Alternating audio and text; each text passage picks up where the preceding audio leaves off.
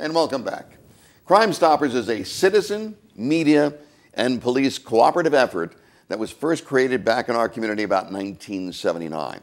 We're joined by a longtime Las Vegas resident, now connected to this agency, a man that I have not been on a news set for 24 years, Ron Futrell.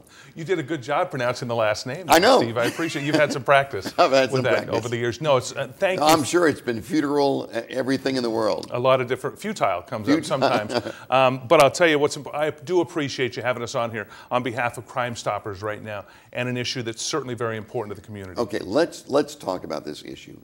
First of all, we know the heartbreak that the family is going through. There isn't anybody in this community that has not seen it personally, watched it, wanted to do something. This is the way that people can do something. We know, as I just talked to the sheriff and the sergeant, somebody out there has to know. Somebody knows something. What can Crime Stoppers do here? Well, that's where we get our anonymous tips from. And it happens. This is real world. This is how we help families and help reduce crime in southern Nevada. And in this case with the Portaro family, certainly. Their family I've known as long as I've known you in this community. We lived in the same neighborhood. Our kids grew up together. And my heart certainly goes out to this great family here in Las Vegas and the tragedy they're going through right now. What Crime Stoppers does is allow people, and we give out the number all the time, and I know we went through it before, 385-55-55. People know that. You've got it ingrained in your mind, which is something we like, and the media has helped us tremendously with that.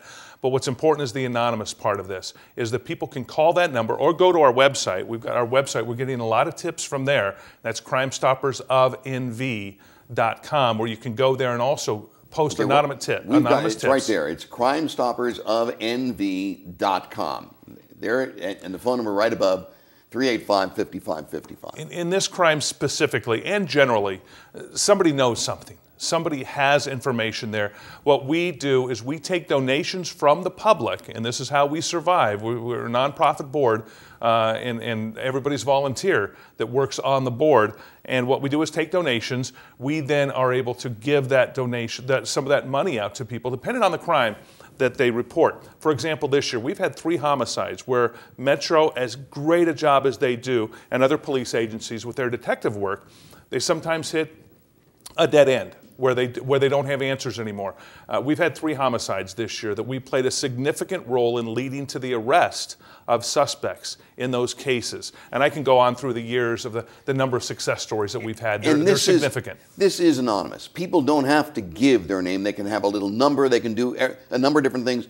They don't have to be identified to authorities, so they don't fear that they're going to be retaliated against. Oh, that's the only way it could work. Yep. We don't even give Metro has no idea who the tipsters are. We just give them the information, the vital information they need, the suspect's name and whatever information is given to us. No, they have no idea who the person is that gives that information, and they're assigned the number, as you said. And I know Crime Stoppers has a reward that it's giving for this case in particular, and we're going to have a major announcement here in a few minutes with the family on yet another award. Rewards are important. Sometimes they do spark people to move.